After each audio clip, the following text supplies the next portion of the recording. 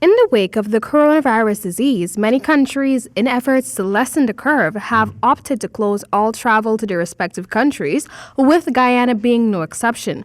However, as a result, many Guyanese are left stranded on foreign shores with no chance of returning to the land of many waters, since both the Eugene F. Correa and the Cheddi-Jagan international airports remain closed. Nightly News spoke to two international students who spoke about their experiences in the foreign lands. Caroline Dean, originally from Dedication Place, South Rumvelt Gardens, Georgetown, left her home for Trinidad and Tobago 1 year ago to pursue a degree in accounting at the University of Southern Caribbean.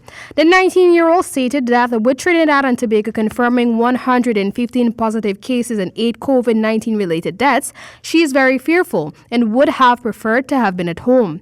However, she strictly adheres to the government's guidelines by staying in at all times. Dean stated that in Trinidad and Tobago, initially, persons did not seem too keen on following the guidelines, but with the growing number of cases, the Trinidadians are getting the message and are opting to, like her, remain indoors.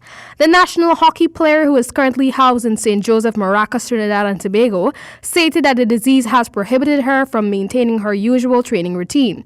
But the grind does not stop for the teenager, as she still manages to train in the confines of her home while balancing 8 online courses in an effort to attain her diploma. My life has been affected tremendously because of the COVID-19.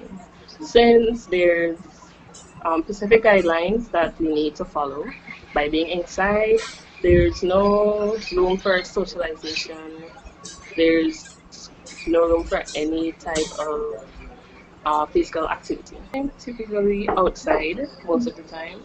Most of my courses are usually face-to-face rather than online. This newscast also caught up with local football sensation Jeremy Garrett, whose skills landed him a scholarship at the Louisiana State University Eunice in the United States of America. The 20-year-old stated that he is a matter of weeks away from attaining his diploma in rehabilitation science from the university.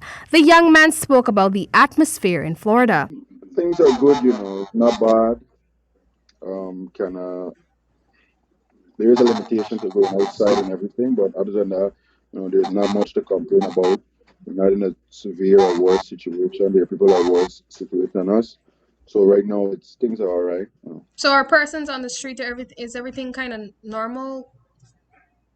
To an extent, no, everything is not normal because everyone is using this time with a lot of precautions, based on how they go about certain things. Amidst the COVID-19 pandemic taking the world by storm, and with all sports-related activities at a complete standstill, Garrett, like Dean, maintains his normal workout routine. He expressed to this newscast that as an athlete, he needs to maintain his physique. He took the opportunity to urge Guyanese to use their time home to exercise and continue consuming healthy diets. The young man, who is currently housed in a hotel close to the Miami International Airport in Miami, Florida, is desperately awaiting to reunite with his loved ones in Guyana, as all ports of entries remain closed until May 1, when a further decision will be made following assessment on the COVID-19 situation. So let's fight this together.